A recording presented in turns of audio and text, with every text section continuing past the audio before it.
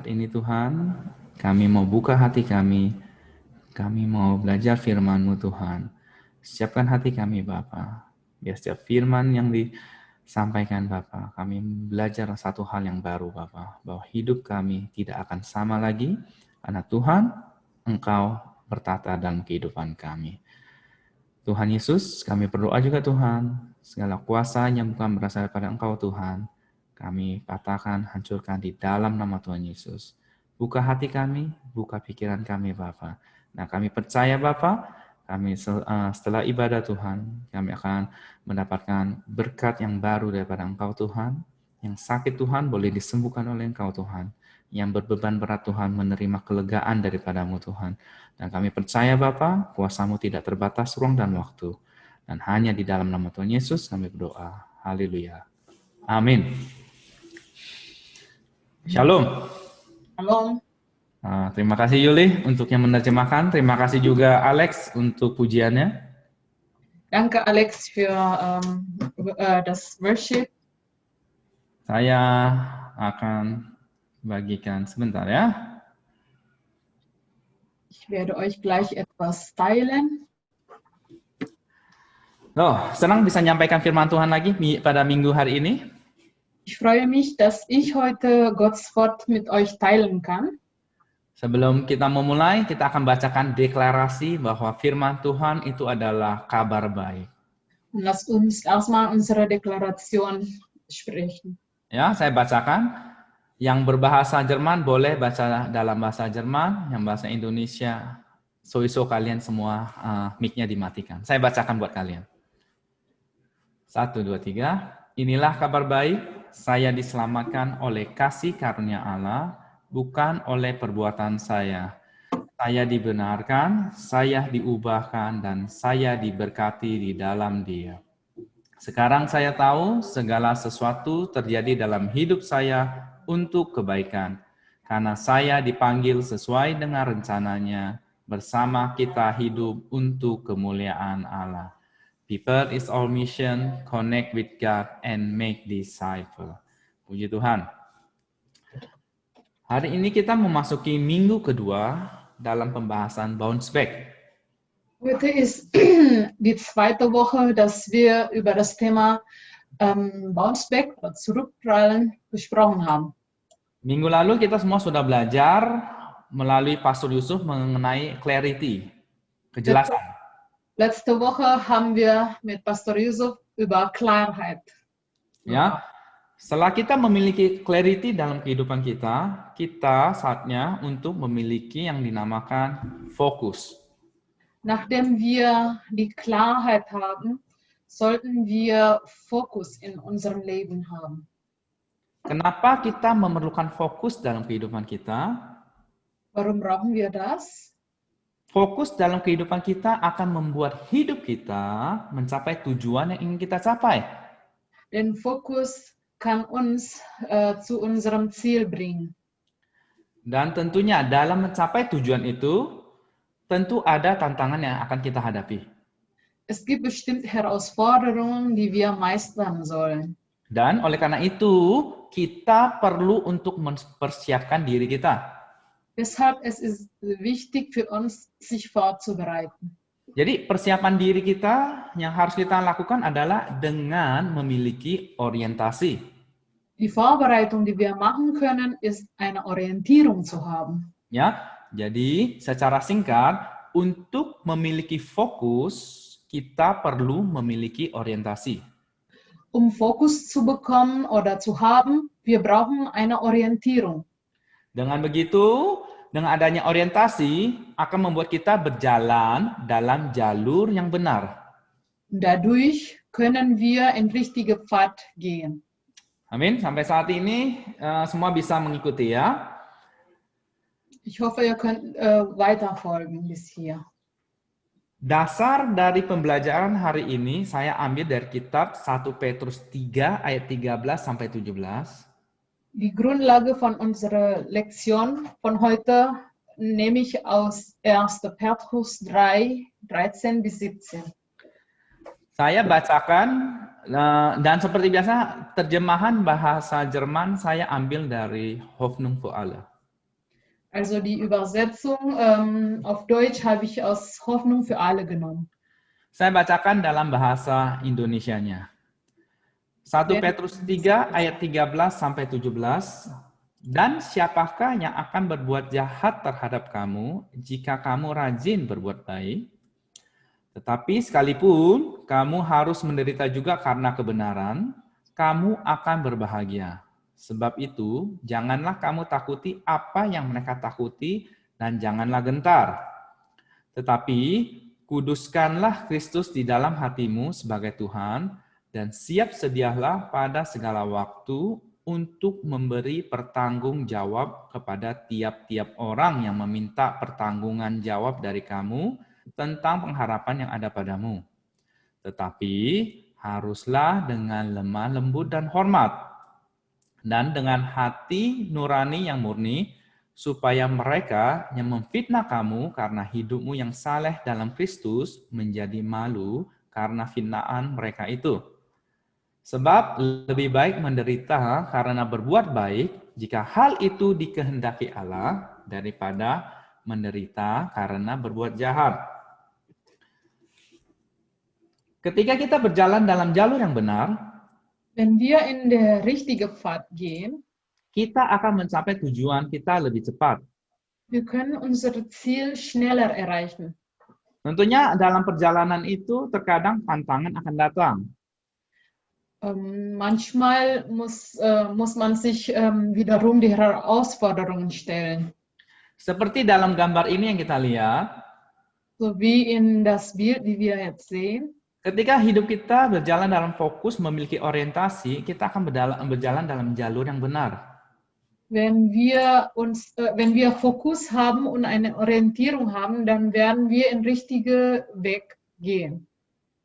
Ya, jadi kadang dalam kehidupan itu memang kehidupan kita itu memang sulit. Kenapa sulit? Aber unser Leben ist tatsächlich schwierig. Also warum? Ya, karena kadang maksud baik yang kita berikan pada orang akan dianggap hal yang buruk oleh orang lain. Weil manchmal unsere gute Absicht könnte für jemand anders schlecht sein.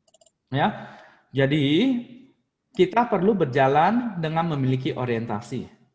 Also wir sollen deshalb eine Orientierung haben, wenn wir gehen.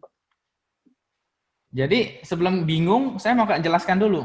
Bagi yang tidak mengerti apa itu orientasi, orientasi menurut Kamus Besar Bahasa Indonesia, laut indonesische Großwörterbuch, Orientierung bedeutet pandangan yang mendasari pikiran, perhatian, atau kecenderungan. Etwas, die unsere Gedanken begründen kann.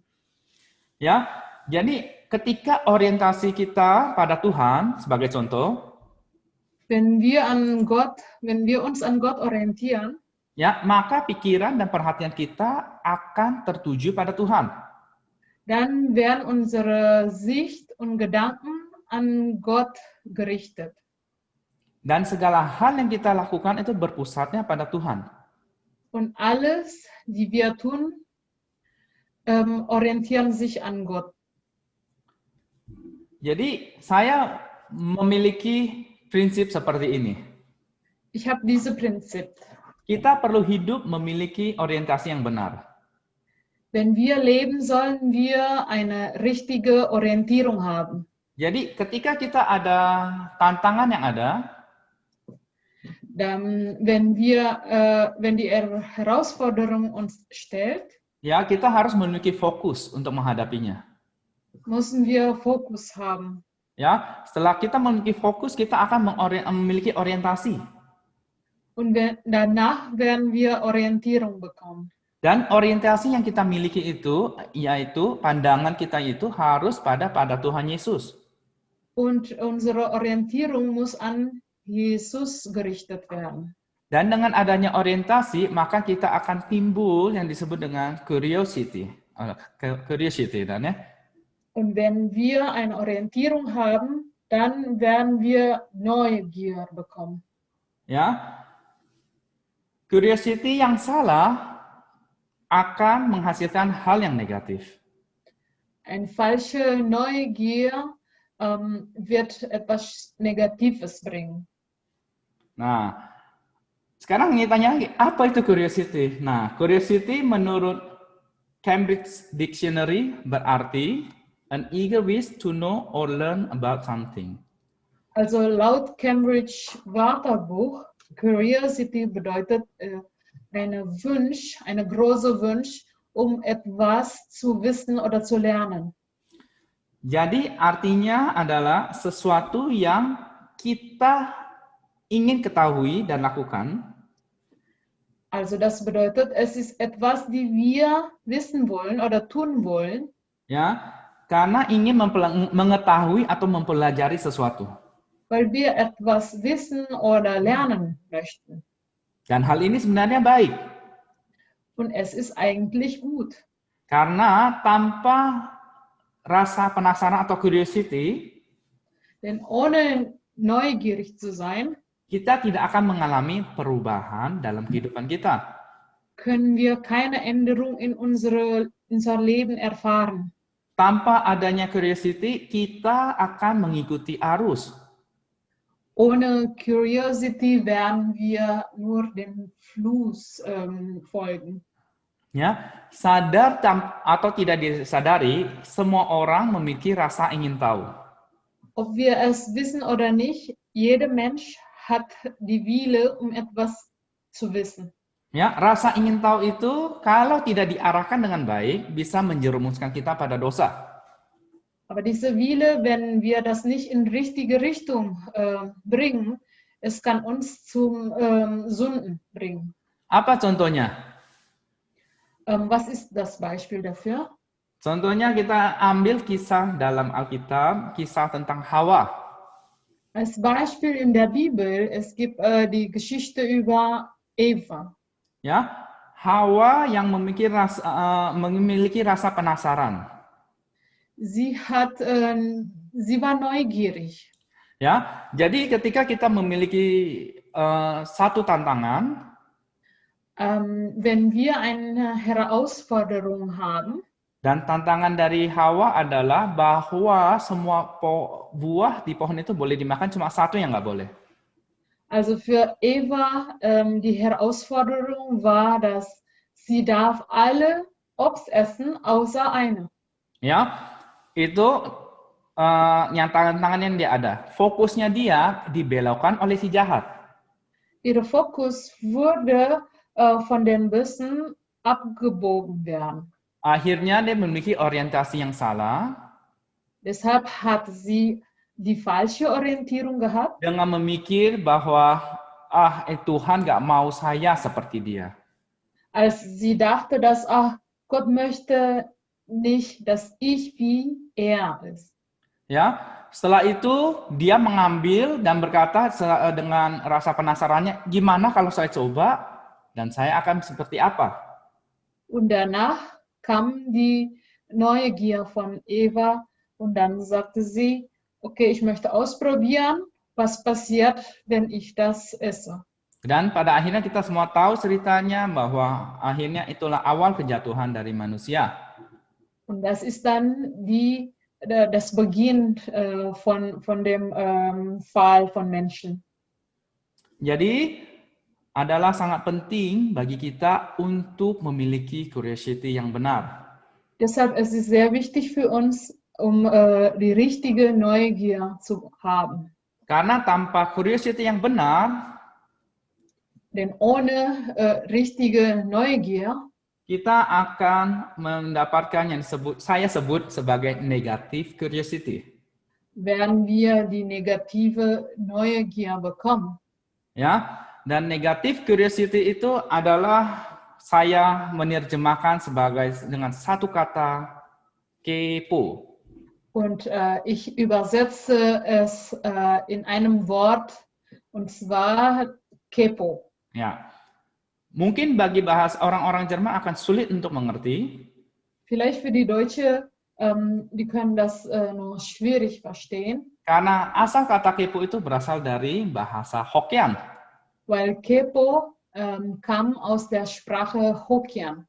Dari Hokkien diserap menjadi bahasa Indonesia. Und aus Hokkien wird das in indonesische Sprache absorbiert. Ya, dan karena saking seringnya digunakan, akhirnya diinggriskan kepo ini. Und weil man dieses Wort so viel benutzen, dann wird dieses Wort auf Englisch übersetzt. Dan menurut Kamus Urban Dictionary, und laut der Wörterbuch Urban Dictionary, kepo itu memiliki arti knowing every particular object. Kepo bedeutet weiß über jede Kleinigkeiten. Dalam hal negatif. In einer negativen Bedeutung. Jadi kepo itu kenapa menjadi negatif? Warum ist Kepo negativ? Karena kepo itu hanya ingin mengetahui segala sesuatu tanpa ada unsur mau belajar atau menolong orang. Weil Kepo bedeutet nur, man will nur über etwas wissen, ohne eine Absicht zu haben, etwas Neues zu lernen oder jemandem zu helfen. Jadi sampai di sini semua orang, saya harap semua bisa mengerti. Bis dahin, ich hoffe, ihr könnt mich noch folgen. Ya, jadi saya ulang sedikit, tema khotbahnya adalah fokus, ya, bukan kepo, ya. Das Thema von heute ist Fokus und nicht Kepo. Ya, jadi jangan sampai ditanya sama kemarin Hendra ngomong apa, ngomong kepo gitu ya, nggak mau saya. Ich möchte nicht, wenn jemand fragt, was hat Hendra denn gestern gesprochen, und dann sagt ihr Kepo. Ya, jadi kita nggak mau belajar tentang negative curiosity.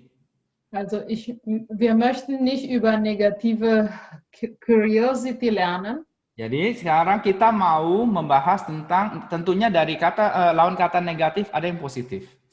Sondern über die positive.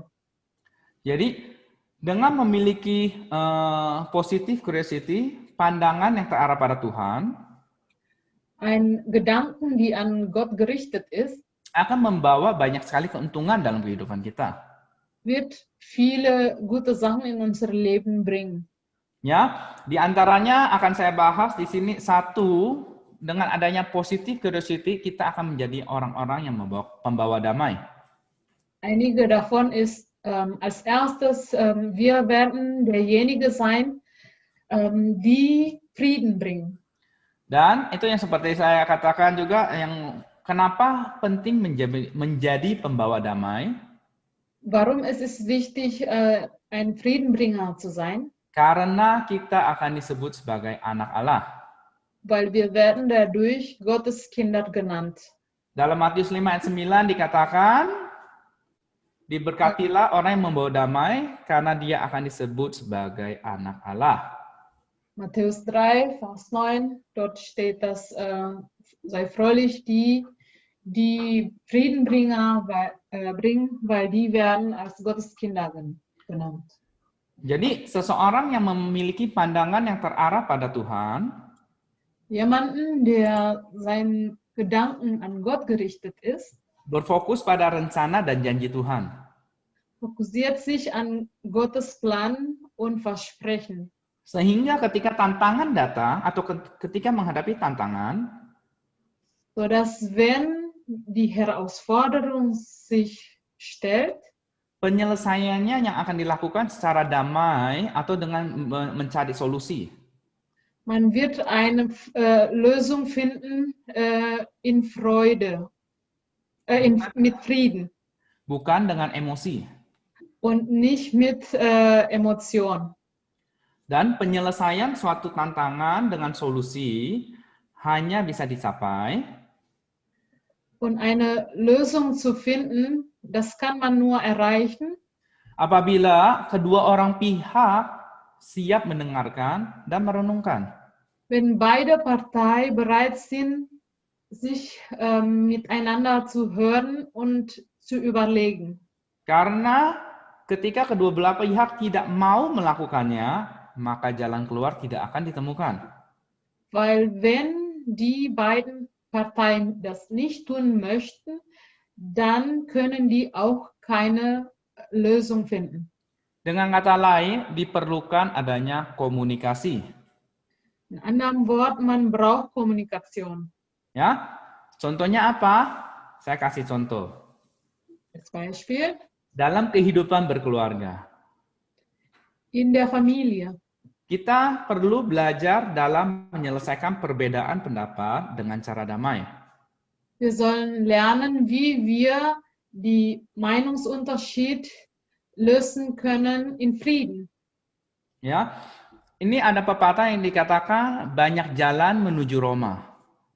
Es gibt viele Wege nach Rom.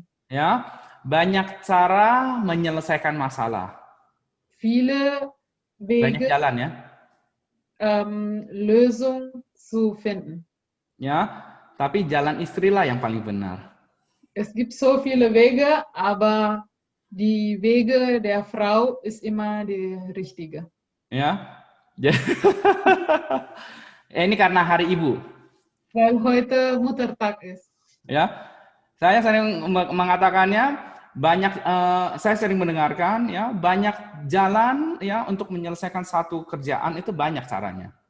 Ich habe oft gehört, ein Problem oder Arbeit zu lösen, es gibt viele unterschiedliche Wege. Ya, tapi jalan yang paling benar adalah caranya istri. Aber der richtige ist oder die beste Lösung ist die von der Frau. Jadi, cara yang paling mudah untuk menyelesaikan satu tantangan adalah sebagai berikut. Der einfachste Weg, eine Herausforderung zu meistern, ist wie folgt. Ya, jadilah salah satu yang membicarakan dan yang salah satu mendengarkan. Einer soll reden und der andere soll hören.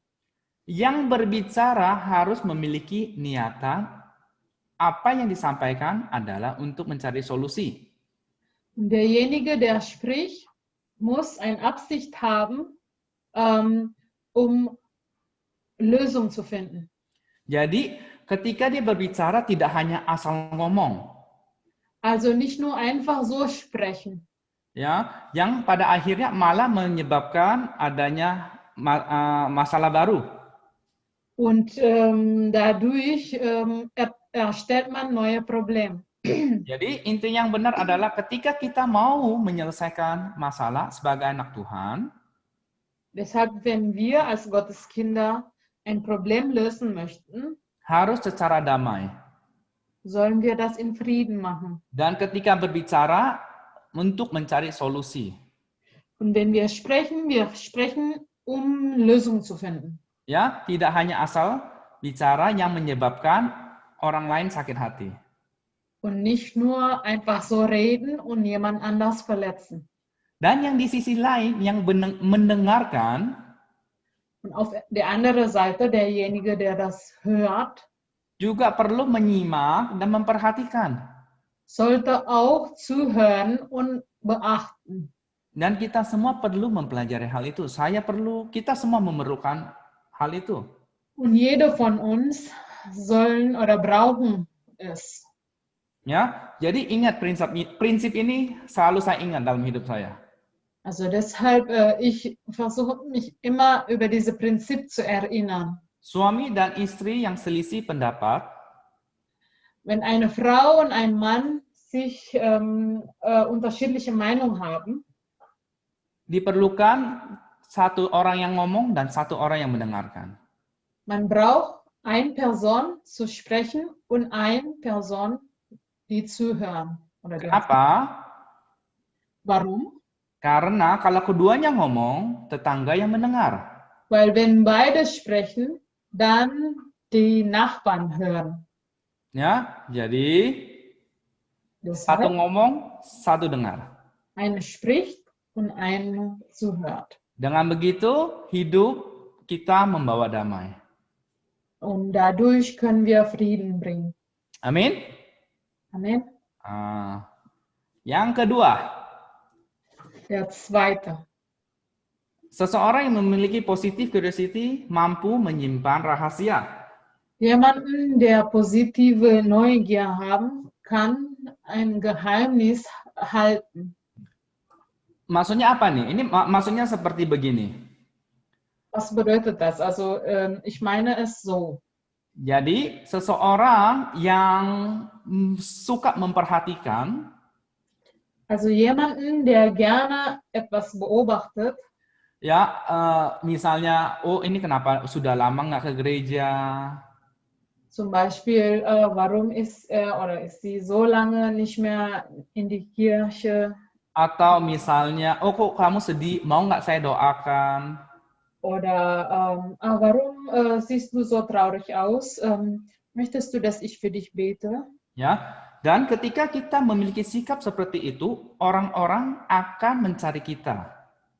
Wenn wir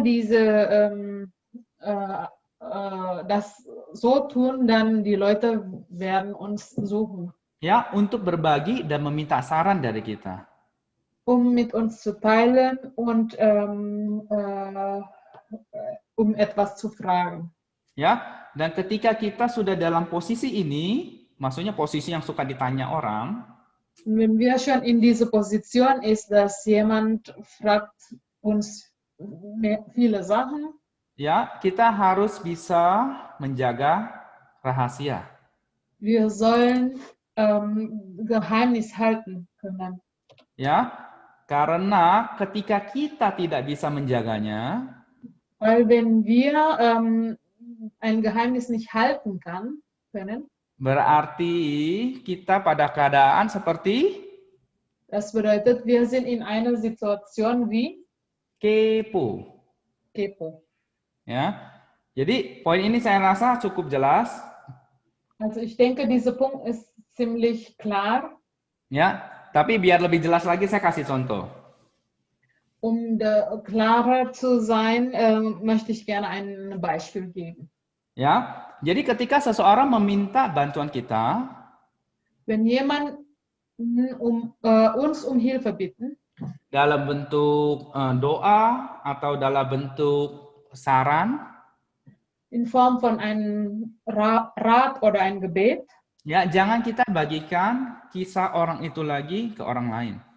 sollten wir diese Geschichte nicht mehr an weitere Personen teilen. Walaupun dengan dalil minta dukungan doa dari orang lain. Obwohl mit einer Absicht, dass wir oder ein Grund, dass wir auch Unterstützung im Gebet von jemand anders brauchen. Ya, segala hal yang diminta kepada kita selayaknya kita menjaganya secara terpercaya, confidential. Und alles, was jemand zu uns fragt oder sagt, sollten wir das geheim halten. Ya, kecuali yang menceritakan mengizinkan kita untuk menceritakannya lagi. Mit der Ausnahme, dass derjenige, der die Geschichte zu uns teilt, der hat uns erlaubt, dass wir es weitergeben. Ya, orang kepo itu dalam bahasa Hokkien itu ada satu kalimatnya. Mungkin beberapa dari kalian sudah pernah mendengarkannya. In Sprache Hokkien, also es gibt einen Satz, die das Wort Kepo nutzt. Jadi seperti begini, kalau orang kepo akan berkata, saya katakan nanti saya terjemahkan ya. Ini bukan bahasa roh ya, ini cuma bahasa Hokkien, saya katakan dulu. Ich werde das in Hokkien sagen und ich werde das gleich übersetzen. Ya, sering dikatakan adalah seperti ini. Wa kak lukong, mai kak langkong, kalau kak langkong, mai kong wakong.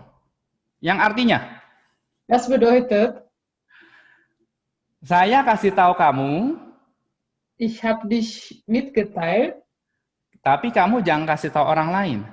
aber du solltest es nicht jemand anders erzählen. Tapi kalau kamu kasih tahu orang lain, Aber wenn du es weiter jemand anders teilen, jangan kasih tahu kalau saya yang kasih tahu. sag nicht, dass ich das dir gesagt habe. Nah, jadi itulah kepo. Das ist Kepo. Jadi ngerti sekarang di sini? Könnt ihr mich verstehen? Baiklah, saya lanjutkan. Also ich werde weiter erzählen. Yang ketiga, Der dritte Punkt. Jadi ketika kita memiliki sikap ingin tahu yang positif, kita akan memiliki sikap tidak mudah menyerah. Also wenn wir positive Neugier haben, werden wir nicht einfach aufzugeben. Jadi kita menghadapi tantangan yang ada memang tidaklah mudah. Es ist nicht einfach, sich einer Herausforderung zu stellen. Apalagi tantangan yang kita hadapi bukan disebabkan oleh kita. Besonders wenn die Herausforderungen nicht wegen uns gekommen ist. Namun firman Tuhan apa yang kita baca hari ini di 1 Petrus 3 ayat 17? Aber was wir heute aus der Bibel gelesen haben, aus 1. Petrus 3, Vers 17, Sebab lebih baik menderita karena berbuat baik jika hal itu dikehendaki Allah daripada menderita karena perbuatan jahat. denn es ist besser, sich zu leiden, weil man etwas Gutes getan hat, anstatt man leidet sich, weil man etwas Schlechtes getan hat. Apa maksudnya? Was bedeutet es? Maksudnya adalah ketika seseorang menghadapi tantangan, Also das heißt, wenn jemanden eine Herausforderung sich stellt, dia akan terus berusaha dan belajar untuk mencari jalan keluar. der wird weiter versuchen, um eine Lösung zu finden. Kadang mungkin harus menderita. Manchmal muss er sich leiden, Menderita mungkin kurang tidur jadinya. vielleicht weniger schlafen, Untuk menyelesaikan tantangan yang ada. um diese Herausforderung zu meistern. Tapi pada akhirnya tantangannya akan teratasi. Aber am Ende hat er dann die Herausforderung gemeistert. Jadi yang mau saya sampaikan pada poin ini adalah Das, was ich in diesem Punkt sagen möchte, ist, jangan pernah menyerah. gib nie auf. Karena kasih Tuhan dan kemuliaan Tuhan akan selalu ada untuk kita dan dia tidak pernah akan mengecewakan kita. Weil Gottes Liebe und Herrlichkeit ist immer für uns da und er wird uns nicht enttäuschen. Ya. Jadi don't give up because God's love and glory is always there and will never ever fail you. Jangan pernah menyerah. Nie aufgeben. Kesimpulan. Das Fazit von heute. Manusia hidup perlu memiliki fokus. Ein Mensch benötigt Fokus im Leben. Karena dengan fokus kita dapat berjalan menuju tujuan dengan terarah dan cepat. Dadurch kann man ein Ziel haben und wird schnell das Ziel erreichen. Dan fokus dalam kehidupan adalah dengan memiliki orientasi dalam kehidupan kita. Und Fokus im Leben bedeutet, dass man eine Orientierung hat. Dan orientasi yang kita miliki hendaklah yang terarah pada Tuhan. Unsere Orientierung sollte an Gott gerichtet werden. Karena dengan demikian kita akan menjadi pembawa damai. Somit können wir Friedensbringer sein. Dan menjadi pribadi yang dapat dipercaya orang lain. Jemanden, der sich von anderen Leuten vertrauen kann. Dan pribadi yang tangguh. Und jemanden, der stark ist. Yang tidak akan mudah menyerah. Der nicht aufgeben kann. Jadi akhir kata dari saya adalah, also als Schluss von mir, kita perlu menjaga hati kita, bukan mengikuti kata hati. Wir sollen unser Herz beschützen und nicht unser Herz folgen. Karena firman Tuhan berkata apa? Jagalah hati. Weil das ist das, was in der Bibel steht. Guard your heart. Schütz dein Herz. Ya. Jadi akhirnya saudara-saudara semua yang benar. Deshalb Brüder und Schwestern, alles die richtig sind. Semua yang mulia. Alles die herrlich sind. Semua yang adil. Und gerecht ist. Semua yang suci. Alle die heilig sind. Semua yang manis. süß sind, semua yang sedap didengar, die schön zu hören sind, semua yang disebut kebajikan dan patut dipuji, die gut sind. pikirkanlah semuanya itu. Denkt an alles, an solche Sachen. Tuhan Yesus memberkati. Mari kita bersatu dalam doa. Gottes Segen. Lasst uns beten. Tuhan, kami belajar satu hal hari ini Tuhan, Gott, wir haben heute etwas gelernt, bahwa hidup kami harus berfokus pada Engkau. dass unser Leben soll an dich orientieren, Sehingga hidup kami dapat memberikan dampak dalam kehidupan kami. damit unser Leben einen guten Einfluss geben kann, Menjadi pembawa damai dalam kehidupan kami, jemanden, der Frieden bringt zu sein, menjadi orang yang dapat dipercaya tuh, der von jemand anders vertraut werden kann, dan kami hidup tidak akan mudah menyerah.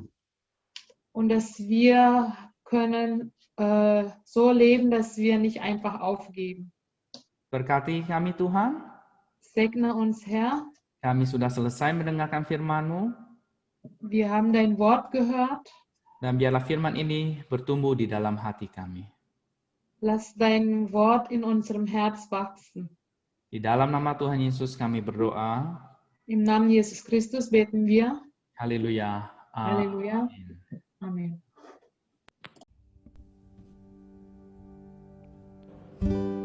I sing praises to your name, oh Lord, praises to your